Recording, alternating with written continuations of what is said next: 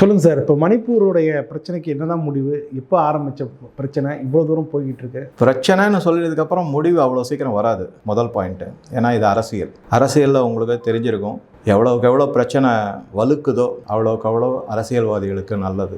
நலத்தை விரும்புகிற அரசியல்வாதியாக இருந்தால் பிரச்சனையை ரொம்ப சீக்கிரமாக தீர்த்திடலாம். இது நலன் விரும்பாத அரசியல்வாதிகள் கிளப்பி விட்ட பிரச்சனை.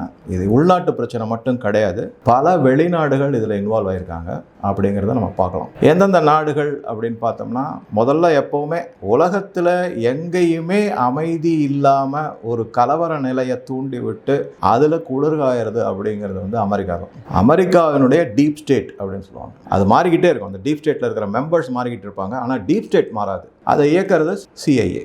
அதுக்கு ஃபுல் சப்போர்ட் கொடுத்து அந்த டீப் ஸ்டேட்டை ஒரு ஸ்ட்ராங்காக செய்கிறது சிஐஏ. அடுத்த நாடு அப்படின்னு பார்த்தீங்கன்னாக்கா சைனா எப்படிப்பட்ட நாடு அப்படின்னா, அவங்களுக்கு இந்த உளவுத்துறை அதெல்லாம் கிடையாது. நாட்டு விரிவாக்கம், எக்ஸ்பான்ஷனிஸ்ட் மென்டாலிட்டி அப்படின்னு சொல்லுவாங்க. அது என் நாட்டில் நான் விரிவுபடுத்திக்கிட்டே போகணும், அது ஒன்று. ரெண்டாவது எக்கனாமிக் சூப்பர் பவராக வரணும்னு இப்போ சமீப காலத்தில் சைனாவுக்கு ஒரு மிகப்பெரிய ஆசை வளர்ந்துக்கிட்டு வருது. இதனால் அவங்க என்ன நினைக்கிறாங்க அப்படின்னா, சில வீக்கான கண்ட்ரியை மேலும் வீக்காக ஆக முடியுமா அதனுடைய சாத்தியக்கூறுகள் என்ன அப்படின்னு பார்க்குறாங்க. அந்த மாதிரி அவங்க கையில் எடுத்து செஞ்சது தான் மியான்மாரில் என்ன செஞ்சாங்க, அதாவது அந்த காலத்து பர்மா, இப்போ இருக்கிறது மியான்மார். அதில் சைனா ஒரு பக்கம் இராணுவ ஆட்சியை கொண்டு வந்தது, ஜுந்தா ஆட்சின்னு சொல்லுவாங்க. அதை அந்த இராணுவ ஆட்சி டெமோக்ராட்டிக்காக பர்மாவில் அடிக்கடி இந்த இராணுவ ஆட்சி வரும், அப்புறம் ஒரு தேர்தல் வச்சு ஏதோ ஒரு சிவிலியன் ஆட்சி வரும், திருப்பி இராணுவ ஆட்சிக்கு இப்போ மாறிடுவாங்க. அதாவது இந்த கூன்னு சொல்லக்கூடிய இதை எடுத்து போட்டு இருக்கிற ஜனநாயக முறைப்படி எடுத்து செய்யப்பட்ட ஆட்சியை தூக்கி போட்டு அந்த ஆர்மி செய்கிற ஆட்சி, மிலிட்டரி ஆட்சி சைனாவினுடைய ஆசீர்வாதம் ஃபுல்லாக இருக்கும், ஃபுல் சப்போர்ட் அவங்களுக்கு. இந்த இடத்துல யுனைடெட் ஸ்டேட்ஸ்னால, அமெரிக்காவால் பெனட்ரேட் பண்ண முடியல கொஞ்ச காலத்துக்கு. அவங்களும் ஒரு உதாரணத்துக்கு எடுத்துக்கிட்டிங்கனாக்கா, ஆங் சான் சூயி அப்படின்னு ஒரு லேடி இருக்காங்க. இந்தியாவில் தான் படித்தாங்க, எல்லாம் போனாங்க, அப்புறம் லண்டனில் போய் படித்தாங்க. எப்போவுமே அமெரிக்கா என்ன செய்யும்னா, ஒருத்தரை வளர்த்து விடும். இங்கேயும் அது மாதிரி நிறைய பேர் இருக்காங்க. இங்கே ஒரு 2 பேரை நான் சொல்ல முடியும் உதாரணத்துக்கு. ஒன்று அரவிந்த் கெஜ்ரிவால், அதுக்கப்புறம் இன்னொருத்தர் லடாக் ரீஜனில் இருக்கார். அவருடைய பேர் இப்போதைக்கு வேண்டாம், ஏன்னா அது இன்னும் கன்ஃபார்ம் ஆகாத பேர். அது அவர் லடாக்கை சேர்ந்தவர். இவங்களுக்கு என்ன பண்ணுவாங்க அப்படின்னா, முதல்ல சோஷியல் இதெல்லாம் செய்யறதுக்கு நிறைய ஃபண்டிங் கொடுப்பாங்க.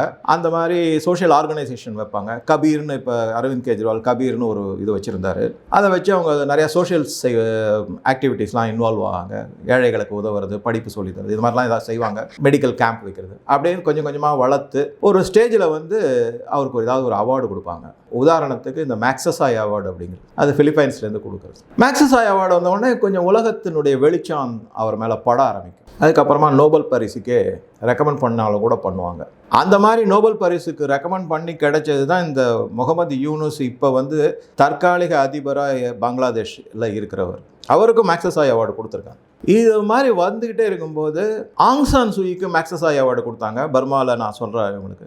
அதே மாதிரி அவங்களுக்கு நோபல் பரிசும் கொடுத்தாங்க, பீஸ்க்கான நோபல் பிரைஸ், அமைதிக்கான நோபல் பரிசும். அவங்கள எப்படியோ இது பண்ணி ஒரு மாதிரி கிளர்ச்சிகளெல்லாம் உண்டு பண்ணி சிவில் அண்ட்ரஸ்ட் கொண்டு ஜனநாயகத்தை தேர்தலெலாம் நடத்தி அவங்கள ஆட்சியில் உட்கார வச்சுட்டாங்க. அது அமெரிக்கா செஞ்சது. உடனே அவங்கள கவுத்து, அவங்க ரொம்ப நாளாக ஜெயிலில் இருந்தாங்க, பல வருஷம் அவங்க ஜெயிலில் இருந்தாங்க. அங்கேருந்து வெளியில் இது மாதிரி அப்போ சைனா திருப்பியும் இராணுவ ஆட்சி கொண்டு இப்போ அங்கே ஜுந்தாவோட இராணுவ ஆட்சி நடக்குது. இது பேக்ரவுண்டு. இப்போ அதே மாதிரி அடுத்தது இப்போ பங்களாதேஷில் மிக அறுதி பெரும்பான்மை பெற்ற ஷேக் ஹசீனாவையும் ஒரு கிளர்ச்சியை உண்டு பண்ணி ரிசர்வேஷன் சொல்லிட்டு ஒரிஜினலாக செஞ்ச மாணவர்கள் போராட்டத்தை தள்ளி வச்சுட்டு வேற உள்ள பூந்து அரசியல்வாதிகளோ மத அடிப்படைவாதிகளோ அவங்கெல்லாம் சேர்ந்து, அதே மாதிரி ஜெய்ஷே இஸ்லாம்னு ஒரு அது தடை செய்யப்பட்ட ஒரு அரசியல் கட்சி. அது அரசியலை விட மதம் சார்ந்த கட்சின்னு சொல்லலாம். அது பாகிஸ்தானில் அதனுடைய தாய் கட்சி இருக்குது. இவங்க பிரான்ச் இங்கே வச்சுருந்தாங்க. அதனால நிறைய கலவரங்கள்லாம் நடக்குது. சரியான முறையில் அவங்க அரசியல் கட்சியாக செயல்படலைன்னு சொல்லி ஷேக் ஹசீனாவால்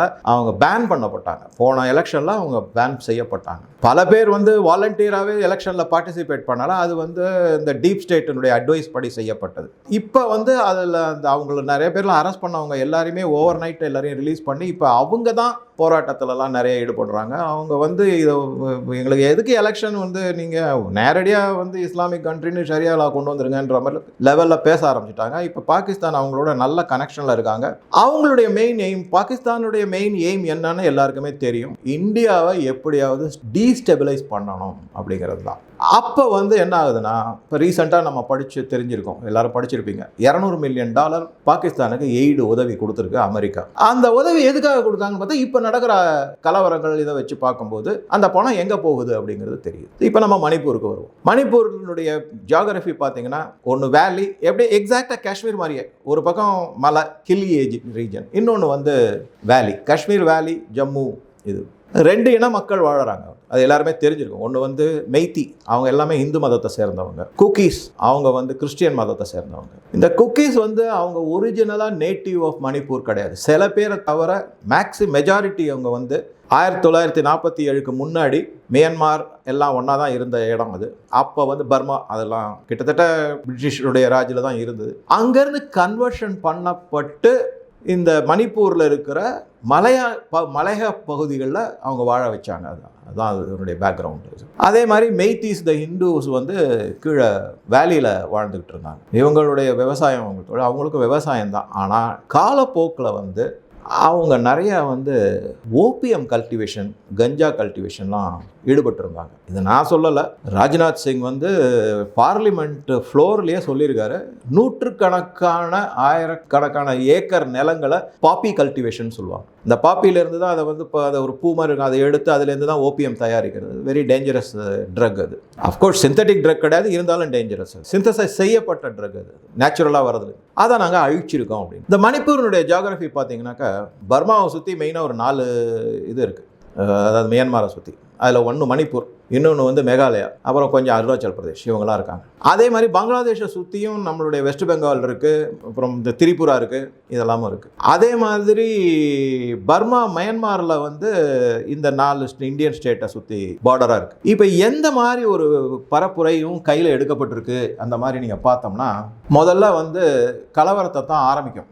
எந்த ஸ்ட்ராட்டஜி நேரேட்டிவ்ஸ் ஆரம்பிக்கும் போது ஏதாவது ஒரு சின்ன பரப்புரை வரும், அதில் வந்து ஒரு பொறி மாதிரி ஏதாவது ஒன்று கிளம்பும், அதில் உடனே 2 பேர் சண்டை போடுவாங்க, உடனே அந்த கூட்டமாக சேரும், அந்த அவங்களுடைய கூட்டம் சேரும், அது அப்படியே பெரிய கலவரமாகும். இப்படி தான் ஆரம்பிச்சுது. இங்கே இது வந்து எங்கே ஆரம்பிச்சுன்னா, ஜிரிபாம் அப்படிங்கிற ஒரு இடத்துல ஃபஸ்ட்டு இந்த கலவரம் ஆரம்பிச்சுது.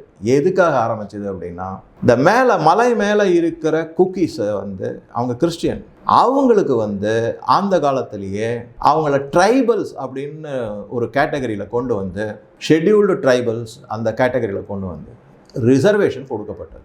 அதனால் அவங்கள வந்து நான் முன்னாடியே சொன்ன மாதிரி பெரும்பான்மையோர் வந்து பர்மா போன்ற நாடுகள்லேருந்து இங்கே வந்து வேலைக்காக வந்து கன்வெர்ட் பட்டு இங்கேயே தங்கினவங்க, திரும்பி போகாமல். இப்போ ஒரு உதாரணத்தை எப்படி சொல்லலாம் அப்படின்னா, ஸ்ரீலங்காவில் எப்படி மலையக தமிழர்கள்னு இருக்காங்க, தேயிலை தோட்டத்தில் வேலை செய்கிறதுக்காக கூட்டு போனாங்க. ஒரிஜினல் ஸ்ரீலங்காவில் இருந்த தமிழரும் அவங்களுக்குமே சண்டை வந்துகிட்டு இருக்கு. மலையக தமிழர்களுக்கும் கீழே இருக்கிற தமிழர்களுக்கும் இலங்கை தமிழர்களுக்கும் பிடிக்க மாட்டேங்குது. அதனால தான் வந்து அங்கே இருக்கிற பொலிட்டிக்கல் பார்ட்டிஸ் அதை எக்ஸ்ப்ளாய்ட் பண்ணிட்டு இருக்காங்க. அதே மாதிரி தான் இங்கேயும். இப்போ அந்த குக்கீஸை வந்து யார் எக்ஸ்ப்ளாய்ட் பண்ணுறாங்கன்னா, நேச்சுரலி அந்த மதம் சார்ந்தவங்க அவங்கள எக்ஸ்ப்ளாய்ட் பண்ணிகிட்டு இருக்காங்க. அந்த ரிசர்வேஷன் தான் பெரிய இஷ்யூவாக வந்து மெய்த்தீஸுக்கு ரிசர்வேஷன் கிடையாது. ஆனால் அவங்க ஒரிஜினல் மணிப்பூரிஸ் அவங்க. அப்போ வந்து ஒரு போராட்டம் வெடிச்சு அதுக்கப்புறம் அதுக்கு ஒரு தீர்வு வரணும்னு சொல்லிட்டு மணிப்பூர் ஹைகோர்ட்டில் வந்து மெய்த்தீஸுக்கு ரிசர்வேஷன் இம்மீடியட்டாக கொடுத்தாகணும் அப்படின்ட்டாங்க. அதை இம்ப்ளிமெண்ட் பண்ணணும். அதை இம்ப்ளிமெண்ட் பண்ணாமல் காலம் கடத்திக்கிட்டே இருந்தாங்க. இப்போ இருக்கிற மத்திய அரசும் அதில் வந்து ஒத்துக்கிறாங்களே தவிர இன்னும் இம்ப்ளிமெண்டேஷன் பண்ணலை. அதில் சில நிட்டிகிரிட்டிஸ்னு சொல்லக்கூடிய சிக்கல்கள்லாம் இருக்குது. அதை முடிச்சுட்டு நாங்கள் கண்டிப்பாக தரோம் அப்படின்னு தான் சொல்கிறாங்க. முடியாதுன்னு சொல்லவே இல்லை. அதை வந்து ஒரு திரிபுவாதமாக முன்னெடுத்து வைக்கிறாங்க, எல்லாரையும் வந்து கன்ஃபியூஸ் பண்ணுறாங்க. மத்திய அரசு வந்து அவங்களுக்கு மைத்தீஸ் கீழே வாழறவங்களுக்கு வந்து ஜாதி வாரியாக ரிசர்வேஷன் இல்லைன்னு சொல்லவே இல்லை. அதே மாதிரி இன்னொரு வாதம் என்ன எடுத்து வைக்கிறாங்க, அதாவது பத்திரிகைகள்லையோ ஊடகங்கள்லையோ என்ன வருது, மக்களை கிளப்பி விடுறதுக்காக சொல்றதுன்னு, அவங்கள வந்து ஒரு உணர்ச்சியை தூண்டி கலவரத்தை ஈடுபட சொல்றாங்க. குக்கீஸுக்கு ரிசர்வேஷனை இருக்கக்கூடாதுன்னு மெய்த்தீஸ் கிளைம் பண்றாங்க. அதுவும் கிடையாது, அதுவும் தவறு. கொடுத்த ரிசர்வேஷனை திருப்பி எடுக்க முடியாதுங்கிறது தான் உண்மை. அதனால் அதுவும் வந்து மத்திய அரசு கிளியராக சொல்லியிருக்கு, நாங்கள் ஒன்றும் அந்த மாதிரி ரிசர்வேஷனை எடுக்க போகிறோம்லாம் சொல்லலை. இது பேக்ரவுண்ட். இதில் கலவரம் இந்த திரிபாம் அப்படிங்கிற இடத்துல ஆரம்பிச்சுது. அப்படியே அது கொஞ்சம் கொஞ்சமாக வந்து பரவ ஆரம்பிச்சிருச்சு. இந்த பரவ ஆரம்பித்ததுக்கு அப்புறமா தான் நடுவில் வந்து சீஃப் மினிஸ்டர் பீரேன் சிங், அதுக்கப்புறமா மத்திய அரசு, நம்மளுடைய செக்யூரிட்டி ஃபோர்ஸஸ் எல்லாம் போய் ஒரு மாதிரி அமைதியை கொண்டு வந்தாங்க. கண்டிப்பாக அமைதி வந்தது. அதில் இதுக்கு நடுவில் என்ன ஆயிடுச்சுன்னா, உணர்ச்சியை தூண்டக்கூட விதத்தில் இந்த மாதிரி பரப்புரைகள்லாம் செய்யப்பட்டதுனால சில இடத்துல வந்து சில அசம்பாவிதங்கள், பாலியல் தொல்லைகள், பாலியல் பலாத்காரங்கள்லாம் நடந்திருக்கு. அது இல்லைன்னு மறுக்கவே முடியாது, எல்லாமே நடந்திருக்கு. அது ஆனால் என்ன சொல்கிறாங்க அப்படின்னா, இந்த குக்கீஸ் மட்டும்தான் அது அவங்க மேலே மட்டும்தான் தாக்குதல் நடந்திருக்கு அப்படின்னு. அது எந்த மாதிரி அது போயிடுச்சு அப்படின்னா, ஒரு சில 1-2 சர்ச்சஸ் வந்து கொளுத்தப்பட்டது. இப்போ அப்படி பார்த்தோம்னா அது கொளுத்தப்பட்டது அது ஒரு பெரிய விஷயம் இல்லையா அப்படின்னா, கண்டிப்பாக சர்ச்சு கொளுத்தப்பட்டது கண்டிப்பாக ஒரு கண்டனம் தெரிவிக்க வேண்டிய ஒரு நிகழ்வு தான், இல்லைன்னு சொல்ல முடியாது. அதை ஆனால் எப்படி அதை பார்க்கலாம் அப்படின்னா, இப்போ வந்து மெய்தீஸினுடைய ஒரு டெப்யூட்டி கமிஷனர் ஆஃப் போலீஸ் அவர் வீட்டையே கொளுத்திட்டாங்க. அதுக்கு யாரும் கண்டனம் தெரிவிக்கல. சர்ச்சை கொளுத்தின போது கண்டனம் தெரிவித்தவங்க யாருமே இந்த டெப்யூட்டி கமிஷனருடைய வீட்டை கொளுத்தினதுக்கோ இல்லை இப்போ சமீபத்தில், அதாவது நான் சொல்கிறது ஒரு வாரத்துக்குள்ளே நடந்த நிகழ்வான ஒரு ராக்கெட்டை வந்து சீஃப் மினிஸ்டருடைய வீட்டு மேலே ராக்கெட் அட்டாக் பண்ணியிருக்காங்க, தாக்குதல் நடந்திருக்கு, அதுக்கோ யாருமே கண்டனம் தெரிவிக்கல. அப்போ என்ன ஆகுது அப்படின்னு பார்த்தாக்க, இதன் பின்னாடி வந்து சர்ச்சுக்கு கண்டனம் கொளுத்தின போது தெரிவித்த கண்டனங்கள் எல்லாமே வெளிநாட்டு கை இருக்குதுல அப்படின்னு தெரியும். அது மாதிரி அதை ஓப்பனாகவும் சொன்னாங்க. இது மாதிரி we hear lot of number of churches are burnt, attacked, religious freedom இல்லைன்னு. இப்போ ராகுல் காந்தி வெளிநாட்டில் அமெரிக்காவில் போய் சொன்னது இதை பற்றி தான், ரிலீஜியஸ் ஃப்ரீடம் இல்லை அப்படின்றது அதுதான்.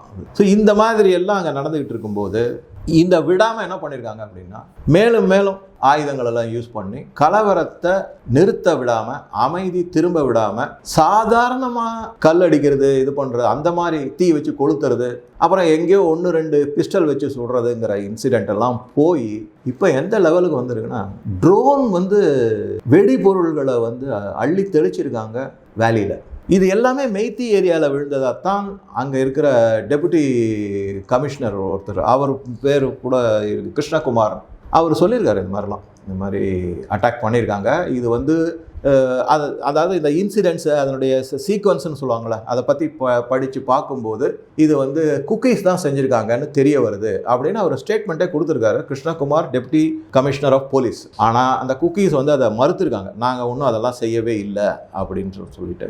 இந்த ராக்கெட் ஏவுகளை வந்து அட்டாக் பண்ணது வந்து இந்தியன் எக்ஸ்பிரஸ் கூட ரிப்போர்ட் பண்ணியிருக்காங்க. அவங்களும் என்ன சொல்கிறாங்கன்னா, இது எங்கேருந்து வந்திருக்கு அப்படிங்கிறதெல்லாம் பற்றி பேசும்போது அவங்க வந்து என்ன சொல்கிறாங்கன்னா, 2 அயன் பைப்லாம் இருக்கு இல்லையா, அதை வந்து சேர்த்து அதை கல்வனைஸ் பண்ணுறதுன்னு அதை செஞ்சு அதில் வெடிபொருளில் ரொப்பி ராக்கெட்டை ஏவி வெடிக்க வச்சுருக்காங்க அப்படின்ற மாதிரிலாம் இப்போ செய்திகள் வந்து. மெய்தீஸ் மேலே தாக்குதல் வந்து இவ்வளோ பண்ணியிருக்காங்க சொல்லிட்டு சொல்கிறீங்க. அப்போ குக்கீஸ் வந்து ஒரு 400 தேவாலயங்கள் வந்து சேதப்படுத்தியிருக்காங்க. 400ங்கிறது யார் சொல்கிறாங்க? அங்கே அதிகாரப்பூர்வமாகவே வந்து வந்திருக்கு. அதிகாரப்பூர்வமாக யாருமே சொல்லலை. இதுதான் இங்கே தமிழ்நாட்டில் வந்து ஒரு பிரச்சனை என்னென்னா, அதிகாரப்பூர்வமாக சொல்லியிருக்காங்கன்னு சொல்லிட்டு ஏதாவது ஒரு அதிகாரம் காமிக்க சொல்லுங்கள். நானே சொல்கிறேன், நானும் வந்து எவ்வளவோ பேப்பர் எடுத்து படிச்சுட்டேன். இந்த பேப்பர் மட்டும் இல்லை, வாஷிங்டன் போஸ்டாக இருக்கட்டும், நியூயார்க் டைம்ஸாக இருக்கட்டும், இல்லை ஏபிஎன் நியூஸாக இருக்கட்டும், எதாக இருந்தாலும் எதுலேயுமே 400ங்கிற நம்பரே வரலை. சரி, எவ்வளோ அப்படின்னு தான் சொல்லியிருக்காங்க. அதாவது கிறிஸ்துவ தேவாலயங்கள் அதிக சேதப்படுத்தப்பட்டதா, இந்து தேவாலயங்கள் அதிக சேதப்படுத்தப்பட்டதா?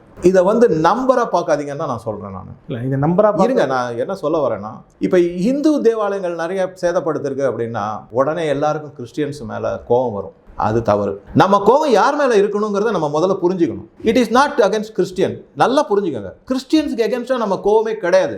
இந்திய அரசனுடைய கோபம் எல்லாமே வெளிநாட்டிலிருந்து தூண்டப்படும் சதிகாரம் தான். MSSன்னு ஒன்று இருக்குது, அது சைனாவோடது, CIA மாதிரி, அது மினிஸ்ட்ரி ஆஃப் செக்யூரிட்டி சர்வீசஸ்ன்னு இருக்குது. இப்போ இந்த ஆயுதங்கள்லாம் இப்போ ட்ரோன்ஸாக இருக்கட்டும், இதை நம்ம வந்து அந்த தேவாலயங்கள் எரிச்சது இல்லை கோவில்கள், இந்து கோவில்கள் எரிச்சதை ஒரு சைடில் வச்சுட்டு முக்கிய விஷயத்துக்கு வந்துட்டு நம்ம திருப்பி அதை பற்றி பேசுவோங்க.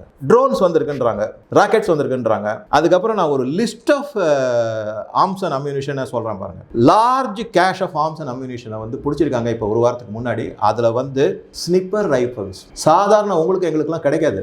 என்ன கலவரம் பண்ணக்கூடியவங்களா இருந்தாலும் அது கிடைக்காது. ஸ்னைப்பர் ரைஃபிள்ஸ், அப்புறம் பிஸ்டல்ஸ், ஆல் ஃபாரின் மேடு, சைனீஸ் மேடு. அதுக்கப்புறமா கன்ஸ், அதுக்கப்புறமா ஷார்ட் அண்ட் லாங் ரேஞ்ச் மோட்டார்ஸ்னால் இங்கே வச்சு அந்த இதில் வச்சு ஃபயர் பண்ணிங்கன்னா போய் அடிக்காங்க. அந்த மோட்டார்ஸ், அதுக்கப்புறம் கிரானைட்ஸ், அதுக்கப்புறம் லாங் ரேஞ்ச் ராக்கெட் பாம்ஸ். இவ்வளவு வெடிப்பொருள்களும் இவ்வளவு ஆர்ம்ஸ் அண்ட் அம்யூனிஷன் எங்கேருந்து வரும்? ஃபுல்லாக கார்டு.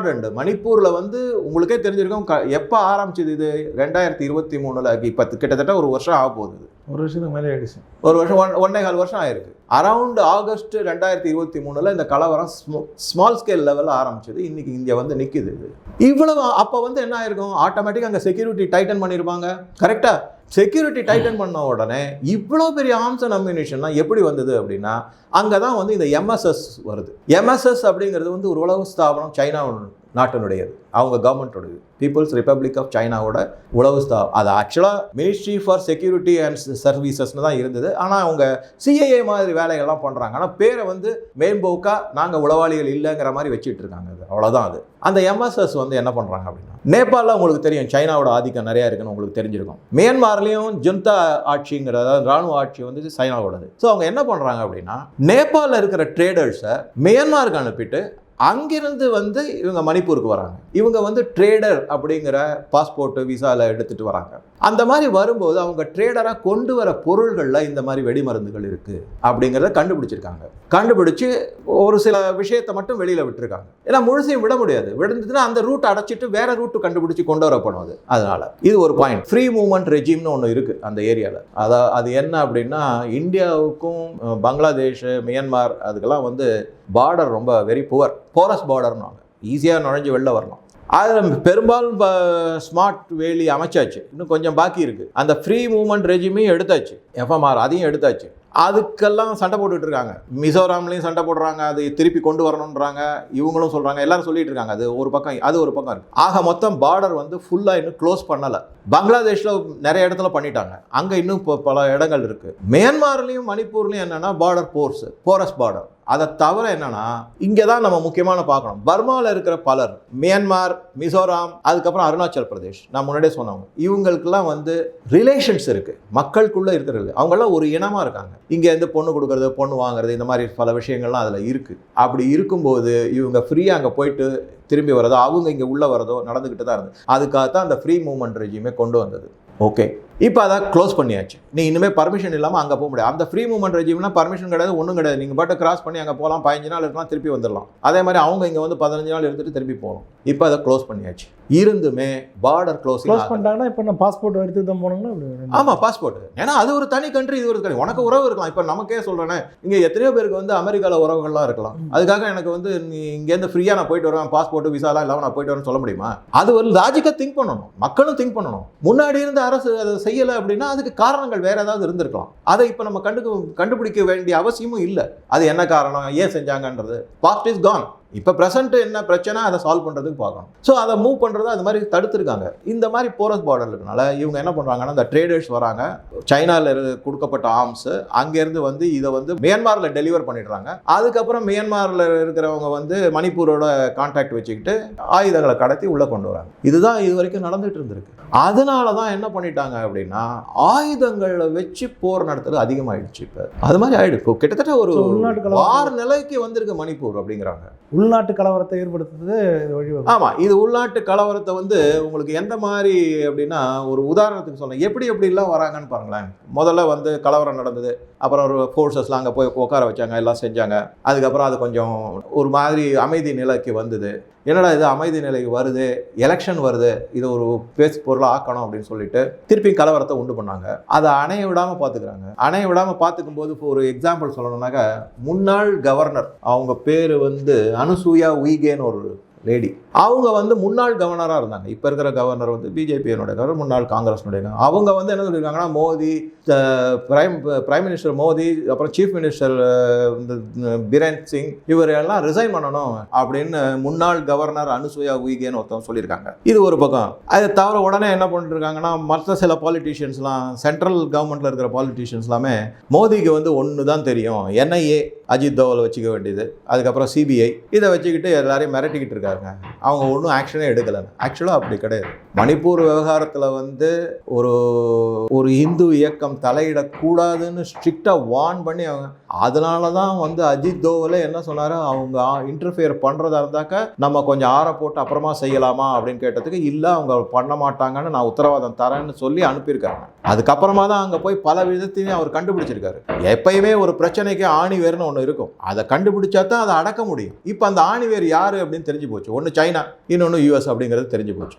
இப்போ சைனா தான் ஆக்சுவலாக இந்த கலவரத்தை பொறுத்த வரைக்கும் சைனா தான் மெயின். அவங்க கூட சேர்ந்துருக்கிறது பாகிஸ்தான், அவங்கள தூண்டி விட்டு செய்ய வச்சது அமெரிக்கா. இப்படி வருது கனெக்ஷன் உங்களுக்கு. செயின் டைப்ல இருக்குது. ஆமாம், செயின் டைப்ல வருது. பாகிஸ்தான் என்ன பண்றாங்க அப்படின்னா ஆர்ம்ஸ் அண்ட் அம்யூனிஷன், அவங்களுக்கு பணம் யூஎஸ் கொடுத்துருக்காங்க, $200 மில்லியன் கொடுத்துருக்காங்க. இப்போ ரீசெண்டாக கொடுத்துருக்காங்க எய்டுன்னு சொல்லி. அந்த பணத்தை யூஸ் பண்றாங்க. சைனா வந்து ஆர்ம்ஸ் அண்ட் அம்யூனிஷனை யூஸ் பண்றாங்க. ஸோ பணமும் வேணும் போராட்டம் நடத்துறதுக்கு, ஆர்ம்ஸ் அண்ட் அம்யூனிஷனும் வேணும் போராட்டம் நடத்துறதுக்கு. வெறும் ஆர்ம்ஸ் அண்ட் அம்யூனிஷன் வச்சு மட்டும் வராது, யாரும் செய்ய மாட்டாங்க. பணம் கொடுக்கணும் உங்களுக்கு. அந்த பணம் அப்போ உங்களுக்கு என்ன தெரியுது, 3 பேர் இதில் இன்வால்வ். பாகிஸ்தான் யூஎஸ்னுடைய தூண்டுதலின் பேரில் செய்யுது, சைனா நேரடியாகவே செய்யுது அப்படிங்கிறதான் நமக்கு தெரிய வரும். ஸோ இது எதை கொண்டு போய் நிற்க வைக்கும் கடைசியில் வந்து மணிப்பூர்? அதைத்தான் நான் சொல்ல வரேன். இப்போ அடுத்தது நம்ம எதை பார்க்குறோம் அப்படின்னாக்கா, இப்போ இந்த மாதிரி இவங்க செஞ்சுக்கிட்டு இருக்காங்க இல்லையா, இப்போ வந்து லேட்டஸ்ட்டாக வெடிச்சிருக்கிற கலவரம் வந்து நிறுத்த மாட்டேங்கிறாங்க. அது என்ன ஆயிடுச்சுன்னா, திடீர்னு வந்து ஒரு ஆடியோ கேசட்டோ ஒரு இதுவோ ஒன்று வெளியே வந்திருக்கு, விட்டுருக்காங்க. அந்த ஆடியோவில் வந்து முதலமைச்சர் பீரேன் சிங், மணிப்பூர் முதலமைச்சர் பீரேன் சிங் வந்து சொல்வதாக அதில் ரெக்கார்ட் ஆகிருக்கு. நான் வந்து இந்த மலைவாழ் மக்களுக்காக ஒரு தனி அட்மினிஸ்ட்ரேஷன், தனி அமைப்பு அப்படின்னா என்ன ஆகுது, அவங்க அந்த ஸ்டேட்டையே ரெண்டாக பிரிக்கிற மாதிரி ஆகுது. உங்களுக்கு ஒரு தனி அட்மினிஸ்ட்ரேஷன், இவங்களுக்கு ஒரு தனி அட்மினிஸ்ட்ரேஷன்ங்கிற மாதிரி ஆகிடுது. மெய்தீஸுக்கு தனி அட்மினிஸ்ட்ரேஷன், குக்கீஸுக்கு தனி அட்மினிஸ்ட்ரேஷன்ங்கிற மாதிரி ஆகிடுது. அந்த மாதிரி அவர் சொல்லியிருக்கிறதாகவும் அவங்களுக்கு பல பெனிஃபிட்ஸை கொடுக்க போகிறதாகவும் அந்த ஆடியோவில் வெளியில் வந்திருக்கு. இதை உடனே எல்லாரும் நம்ப ஆரம்பிச்சிட்டாங்க. எல்லாருமே அது எப்படி அந்த மாதிரி செய்ய முடியும், போக முடியும் இல்லாம அரசியல்வாதிகளும் பேச ஆரம்பிச்சிட்டாங்க அதை பற்றி. அதுக்கப்புறம் அதை ஃபாரன்சிக் லேபரேட்டரியில் கொண்டு போய் அந்த ஆடியோவை செக் பண்ணியிருக்காங்க. அது பண்ணால் அது அவருடைய வாய்ஸ் இல்லை, ஃபேக்கு. அப்போ ஃபேக்குன்னு வந்தபோது அரசியல் ஒத்துக்க மாட்டேங்கிறாங்க. ஏன்னா ஃபேக்குன்னு ஒத்துக்கிட்டாக்க யார் தூண்டி விட்டா என்ன, அமைதி திரும்பிடும், யாருன்னு எக்ஸ்போஸ் ஆகிடும். அதனால அவங்க என்ன பண்ணிட்டாங்கன்னா, அதெல்லாம் இல்லை, ஃபாரன்சிக் லேபரேட்டரியில் போய் சொல்கிறாங்கிற மாதிரி சொல்லிட்டாங்க.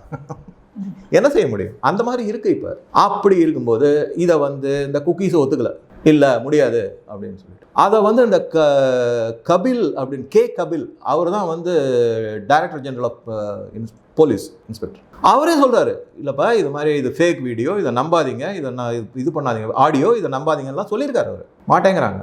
ஆக மொத்தம் என்ன ஆகுது, நம்பலை அப்படின்ன உடனே இப்போ அந்த பாயிண்ட்டை வச்சு கலவரம். ஸோ உங்களுக்கு என்ன வருதுன்னா, ஒவ்வொரு ஸ்டேஜிலும் நீங்கள் பார்த்தீங்கன்னா புதுசு புதுசாக உங்களுக்கு வந்து மணிப்பூரினுடைய பிரச்சனை இந்த மாதிரி கண்டினியூ ஆகிக்கிட்டே இருக்குது. சரி, பாகிஸ்தானோ சைனாவோ, குறிப்பாக சைனாவே எடுத்துக்கலாம் நம்ம. எதனால இது செய்கிறாங்க அப்படின்னா, அவங்களுக்கு வந்து நார்த் ஈஸ்டர்ன் ஸ்டேட்டை வந்து இந்தியாவிலேருந்து ஒரு மாதிரி பிரிச்சிடணும். அதாவது நாட்டையே பிரிக்கணும்னு அதை ஒரு கட் ஆஃப் அப்படின்னு சொல்லுவாங்க. அது மாதிரி இப்போ ஒரு வெள்ளம் வந்து ஒரு இடம் மட்டும் ஆக்சஸ் ஆக முடியாமல் போக முடியாமல் இருக்கும் இல்லையா, அந்த மாதிரி இந்தியா வந்து நார்த் ஈஸ்ட் பக்கம் வரவே கூடாமல் பண்ணணும். அப்படியே வந்தாலும் எதேச்சியாக வர மாதிரி இல்லை, அடிக்கடி முடியாமல் அந்த டெவலப்மெண்ட்டை கட் பண்ணிடணும் அப்படின்னு பார்க்குறாங்க. கட் பண்ணிவிட்டு நார்த் ஈஸ்ட்டுக்கு பாருங்கள், எந்த விதமான டெவலப்மெண்ட்டும் இந்திய அரசு செய்கிறதில்ல.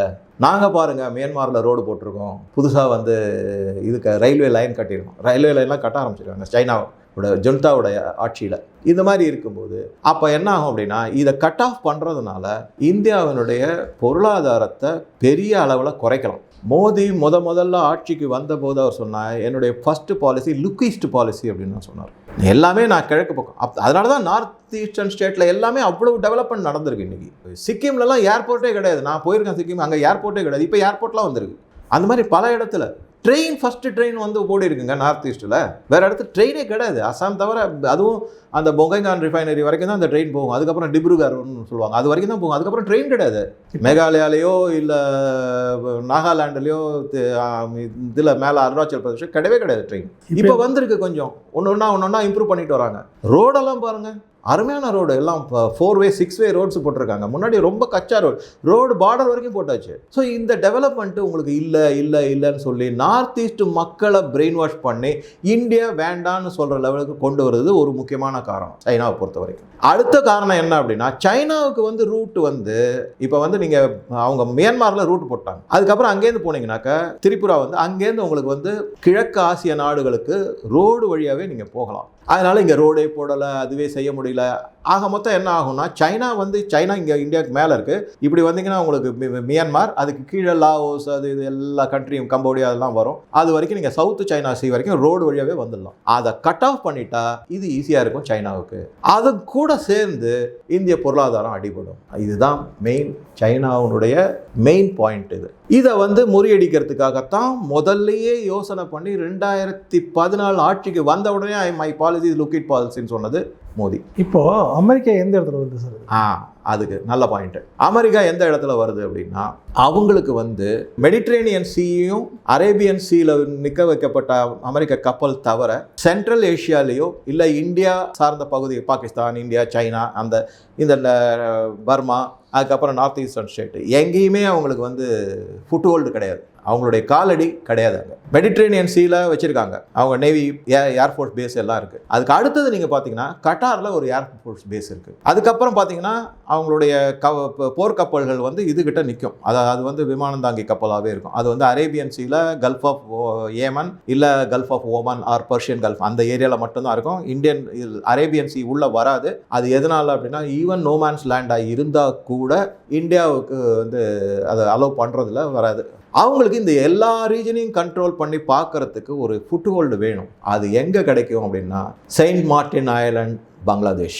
இந்த கிறிஸ்துவ நாடாக ஒரு நாடு கொண்டு வரணுன்றதுமே அது இன்னும் அடுத்த ஸ்டெப். அது யுஎஸ்னுடைய ஸ்டெப். அதை நான் சொல்லலை, ஷேக் ஹசீனாவே சொல்லியிருக்காங்க. பங்களாதேஷில், இந்தியாவில் ஒரு பகுதி, மியான்மரில் ஒரு பகுதி, இது மணிப்பூரில் குறிப்பாக, அதுக்கப்புறம் மேகாலயா, இந்த இடத்துலலாம் பண்ணி, ஏன்னா அங்கெல்லாம் கிறிஸ்டியன் பாப்புலேஷன் அதிகம். அவங்கள வச்சு ஒரு தனி நாடு பண்ணுறது அடுத்த ஸ்டெப்பு. செயின்ட் மார்ட்டின் ஐலண்ட்ஸுக்கு வந்துட்டா அதை ஈஸியாக பண்ண முடியும். பங்களாதேஷில் ஆட்சி மாற்றத்தை கொண்டு வந்துட்டா நமக்கு வேண்டிய, யூஎஸ்க்கு வேண்டியவங்க இருந்தால் இதெல்லாம் நடைமுறைப்படுத்த முடியும் அப்படிங்கிற ஒரு பிளானில் அமெரிக்கா என்றைக்குமே ஒரு 15 வருஷம் 20 வருஷத்துக்கு அப்புறமா வரக்கூடியதை இன்றைக்கி எடுத்து செய்ய ஆரம்பிப்பாங்க. அது நமக்கு தெரியாது, அவங்க எதுக்காக இதை செய்கிறாங்கன்றது தெரியாது. இதுதான் அந்த நீங்கள் கேட்ட கேள்விக்கான பதில். இதுதான் இந்த இடத்துல அவங்க ஆளணும். இது நம்ம எப்படி பார்க்கணும்னா, அடுத்த சில ஆண்டுகளில் வந்து இந்தியா 3வது பொருளாதாரத்தை நோக்கி பயணிக்கும்னு சொல்லிட்டு இதை மோடி சொன்ன ஒரு காரணம் கூட இருக்கும். அந்த காரணம் அப்படி மட்டும் கிடையாது. இது வந்து வெறும் பொருளாதாரம் மட்டும் கிடையாது. இப்போ இந்தியாவை வந்து உலக நாடுகள் எப்படி பார்க்குது அப்படிங்கிறத பற்றி நீங்கள் ஒரு சிறு பார்வை இருந்ததுன்னா, முன்னாடியே பல இதில் சொல்லியிருக்கேன். அதாவது கிட்டத்தட்ட ஒரு 129 நாடுகள், ஆப்பிரிக்க நாடுகள், மற்ற ஃபாரிஸ்டர் நேஷன், ஈவன் சவுத் அமெரிக்க நாடுகள் எல்லாமே மோடியை தலைவராக எடுத்து செய்ய சொல்லியிருக்காங்க. ஒரு குழு இருக்குது, அந்த மாநாடு ஒன்று.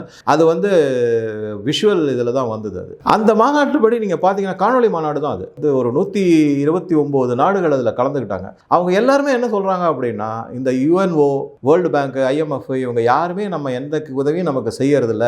எங்களுடைய குரலாக நீங்கள் வந்து யூஎனில் வந்து இப்போ இது இருக்குது, ஜெனரல் அசம்பிளி மீட்டிங் இருக்குது. அது அக்டோபர் 23-24 இருக்குன்னு நினைக்கிறேன். அங்கே வந்து நீங்கள் எங்கள் குரலாக நீங்கள் ஒலிக்கணும்னு சொல்லி மோடியை கேட்டுக்கிட்டு இருக்காங்க. அவங்களோட தலைமை வகிக்க சொல்லியிருக்காங்க, ரெப்ரசன்டேட்டிவ் ஹெட்டாக வச்சுருக்காங்க அவரை. அந்த மாதிரி பார்க்கும்போது இந்தியா வந்து ஒரு ஆளுமையான நாடு அப்படிங்கிறது இது ஒரு பாயிண்ட். கொரோனா காலத்தில் நம்ம பல நாட்டுக்கு நம்ம உதவி செஞ்சிருக்கோம். அவங்க எல்லாருமே இந்தியாவை வந்து ஒரு ஆபத் பாந்தவன்னு சொல்லுவாங்கள்ல, ஒரு மிக சிக்கலான நேரத்தில் உதவி செய்யக்கூடியதுன்னு அந்த மாதிரி அவங்க பார்க்குறாங்க.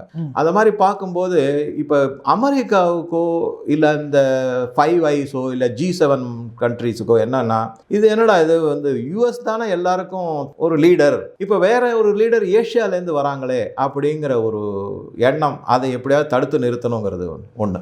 எக்கனாமிக் ரீசன் ஒன்று. 3வது இடத்துக்கு, பொருளாதாரத்தில் 3வது இடத்துக்கு வரப்போகிறோம், அதை வந்து தடுத்து நிறுத்தணும். வந்தால் இவங்களுடைய வாய்ஸ் இன்னும் அதிகமாகும். இப்போ சைனா அப்படி தானே, எக்கனாமிக்கலி 2nd பொசிஷனில் இருக்குது. யூஎஸ்க்கு அடுத்து 18 ட்ரில்லியன் டாலரில் அவங்க தான் நிற்கிறாங்க சைனா. அதனால தான் சைனாவுடைய இது வந்து பல இடத்துல அவங்களால எதிர்த்து செய்ய முடியும். யூஎஸ்ஆல் என்னதான் சாங்ஷன் போட்டாலும் கடைசியில் அவங்ககிட்ட தான் நீங்கள் பொருள் வாங்கி ஆகணும். ஏன்னா சைனா உலகத்தின் உற்பத்திக்கு களம்னு ஆனதுக்கப்புறமா சின்ன சின்ன பொருள்கள்லாம் சீப்பாக இருக்குன்னு சொல்லி எல்லாருமே அங்கே தான் வாங்குறாங்க. அதனால வந்து பொருளாதாரத்தில் வளர்ந்து சைனா மாதிரி இவங்களும் வளர்ந்துட்டா 2 பொருளாதார கண்ட்ரிஸை வந்து ஹேண்டில் பண்ணுறது கஷ்டம். அந்த மாதிரியும் நினைக்கலாம். இப்போ நான் சொன்ன மாதிரி இந்த ஆளுமை அப்படிங்கிறது வந்து கண்ட்ரி மற்றவங்களை இது வந்து உங்களை தலைவராக இந்தியாவை தலைவராக ஏற்றுக்கிறது வந்து அவங்களுடைய இந்தியாவினுடைய செயல்பாடுனாலையும் இந்தியாவினுடைய அதாவது தன்னலமற்ற மற்றவங்களுக்கு உதவி செய்யணுங்கிற நோக்கத்தில் வரும். அது வந்துடுச்சுன்னா நாளைக்கு அமெரிக்கா வந்து கண்டிப்பாக புறக்கணிக்கப்படும். அது மாதிரி வந்துடும். அதுக்கப்புறம் என்ன ஆகும் அப்படின்னா இந்த யூஎன் கவுன்சில் இருக்குங்களா, அது வந்து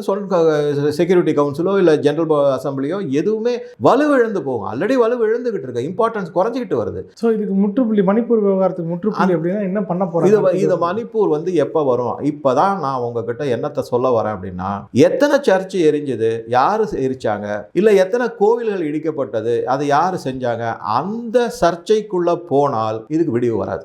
ஏன்னா இந்த மாதிரி சர்ச்சை இடிச்சதோ கோவிலை இடிச்சதோ கொளுத்தினதோ மிஸ்கிரியன்ட்னு சொல்லக்கூடிய சமூக விரோதிகள் செய்யப்பட்டது. சாதாரண மனுஷன் செய்ய மாட்டான். உணர்ச்சிகள் தூண்டுவாங்க, அதனால அடிப்பான் கொளுத்து. அந்த மாதிரி இந்த மாதிரி வழிபாட்டு தலங்களெல்லாம் யாரும் கொளுத்த மாட்டாங்க. அது வந்து போராட்ட மக்கள் போர்வையில் சமூக விரோதிகள் செய்யப்பட்டது. அது ஒன்று. இப்போ நான் உங்களுக்கு இந்த இடத்துல ஒரு முக்கியமான விஷயம் சொல்கிறேன். ராகுல் காந்தி வெளிநாட்டில் போய் இப்போ ரீசெண்டாக போனது இந்த 3 நாள் அவர் என்ன சொல்லியிருக்காருன்னா, இந்தியாவில் ரிலீஜியஸ் ஃப்ரீடம் பல விதத்தில், அது குறிப்பாக வந்து ஆர்எஸ்எஸ்ஸை வந்து குறை சொல்லி அவங்களால வந்து சீக்கியர்களை உதாரணமாக எடுத்து அவங்க செய்ய முடியாது போக முடியாதுன்னா சொல்லியிருந்தார் அவர். இப்போ இந்த 3 நாளைக்கு டூரில் சொல்லியிருந்தார். அதை பற்றின PEW அப்படின்னு ஒரு ஆர்கனைசேஷன் இருக்குது, பியூ அப்படின்னு.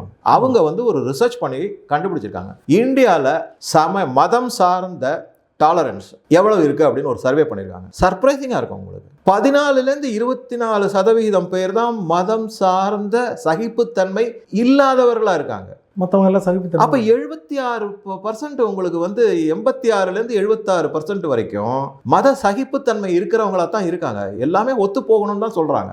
ஆக வந்து இப்போ புரியுதுன்னு நினைக்கிறேன் உங்களுக்கு. சர்ச்சை எத்தனை இடிச்சுது, யார் இடிச்சா, கோவில் எத்தனை இடிக்கப்பட்டது, கொளுத்தப்பட்டது, யாரு கொளுத்தினாங்க, அந்த சர்ச்சையில் போனால் இது கிடைக்காது. ஏன்னா 76% இந்திய மக்கள் வந்து எங்க எல்லாரும் நாங்கள் ஒத்து போறோம், நாங்கள் ஒத்துமையாக தான் இருக்கோம், நாங்கள் யூனிஃபைடாக இருந்தால் தான் எங்க நாட்டுக்கே நல்லதுன்னு சொல்றவங்க தான் இருக்காங்க. அதில் ஸோ பிரிவினையை ஏற்படுத்தணுன்றதுக்காக திட்டமிட்டு செஞ்சிருக்கோம். அதனால தான் இது நடந்துகிட்டு இருக்கு. அதனால தான் நம்பர்லாம் வந்து இஷ்டத்துக்கு அள்ளி விடுறது. 400 சர்ச்சை அரைச்சிட்டாங்க அப்படிங்கிற உடனே என்ன பண்ணுவாங்க, வாட்டிகன்லேருந்து நோட்டீஸ் வரும். இந்தியன் கவர்மெண்ட் நோட்டீஸ் தான் லெட்டர் கொண்டு அனுப்புவாங்க, please take care of Christian churches அப்படின்னு. தேவையில்லை, இது உள்நாட்டு விவகாரம். கண்டிப்பாக கவர்மெண்ட் கிட்ட அந்த எஃபர்ட்ஸ் இருக்கு, அந்த கெப்பாசிட்டி இருக்கு சரி செய்யறதுக்கு. ஆக சரி செய்ய விடாம பண்றது, நான் திருப்பி சொல்றேன், மணிப்பூர்ல குக்கி மக்களோ இல்ல மெய்தி மக்களோ காரணம் கிடையாது. வெளிநாட்டிலிருந்து தூண்டப்படுவர்கள் தான் காரணம். அதுக்காகத்தான் ஆணி வேற பிடிச்சிங்கன்னா தன்னால் எல்லாம் சரியாயிடும் அப்படிங்கிறது. அதை பிடிச்சிக்கிறதுக்கு ட்ரை பண்ணுறாங்க. அதை எப்படி கொண்டு போகணும், எந்த மாதிரி சால்வ் பண்ணுறோங்கிறத அவங்கக்கிட்ட விட்டுடணும். கவர்மெண்ட் கிட்ட விட்டுட்டிங்கன்னா அவங்க எந்த மாதிரி செய்யணுமோ அதை செய்வாங்க. அதை விட்டுட்டு நாலொரு மேடையும் பொழுது ஒன்றுமா எப்போ பார்த்தாலும் ஏதாவது ஒரு ரூமரை கிளப்பி விடுறது, ஆடியோ வந்திருக்குன்னு சொல்கிறது, இல்லை சர்ச்சை கொளுத்திட்டான்னு சொல்கிறது, இல்லை கோவில் இடிச்சிட்டான்னு சொல்கிறது, சிலது நடந்திருக்கு, நான் இல்லைன்னு சொல்லலை. அது யாரால் நடத்தப்பட்டதுங்கிறத நம்ம பார்த்து இது பண்ணோம்னா கண்டிப்பாக வரும். அப்படிலாம் விட்டுற மாட்டாங்க. ஏன்னா இப்போ ரீசெண்டாக வெடித்த கலவரம் வந்து பங்களாதேஷ் மாதிரி இங்கேயும் ஒரு அகில இந்திய அளவில் கலவரத்தை உண்டு பண்ணி ஆட்சி மாற்றம் கொண்டு வர முடியுமா அப்படின்னு பார்க்கறதுக்காகத்தான் இது நடத்தப்பட்டிருக்கு. இதுக்கு முன்னாடி நடந்த கலவரம் 24 எலெக்ஷனுக்காக நடத்தப்பட்டது. அதுக்கு அடித்தளம் அமைச்சது ஃபர்ஸ்ட் இந்த ஆகஸ்ட் இல்லை ஜூலை ஆகஸ்ட்ல 2023 ஆரம்பிக்கப்பட்ட கலவரம். அதுக்கு எலெக்ஷன் வரைக்கும் கொண்டு வந்துட்டு முடியலன்னு உடனே அமைதியாகி இப்போ திருப்பி கிளம்பி இருக்கிறது எதுக்காக அப்படின்னா இதுதான் காரணம். ஆக மொத்தம் மணிப்பூரில் வந்து vested interest by foreign countries, அதுதான் முக்கியமான காரணம். இது அவங்க சரியான முறையில் இது பண்ணுவாங்க. அதுக்கு அடுத்த காரணம் வந்து ட்ரக் மாஃபியா. ஏன்னா ஓபியம் கண்டிப்பாக எந்த இடத்துல இருந்தாலும் இராணுவம் சென்று அதை அழிக்கும் அப்படின்னு சொல்லியிருக்காங்க. அந்த மாதிரி சொல்லியிருக்கு. அதனால இது 2 தான் முக்கியமான காரணம் மணிப்பூருக்கு. இனக்கலவரம் கிடையவே கிடையாது. ஓகே, ரிசர்வேஷன் இருக்கு, அதுக்கு சுமூகமாக ஒரு சொல்யூஷன் கண்டிப்பாக வரும், வராமல் இருக்காது. முக்கியமான காரணம்னு பார்த்தா இந்த 2 காரணங்கள். ஓகே சார், நன்றி, வணக்கம். வணக்கம் டிஎம் வியூவர்ஸ், உங்களுக்கு நம்ம டிஎம் கண்டென்ட் பிடிச்சிருந்தா இங்க ஷோ ஆகிற சூப்பர் தேங்க்ஸ் பட்டன் கிளிக் செய்து உங்கள் விருப்பப்படி ஹானர் பண்ணலாம். நன்றி.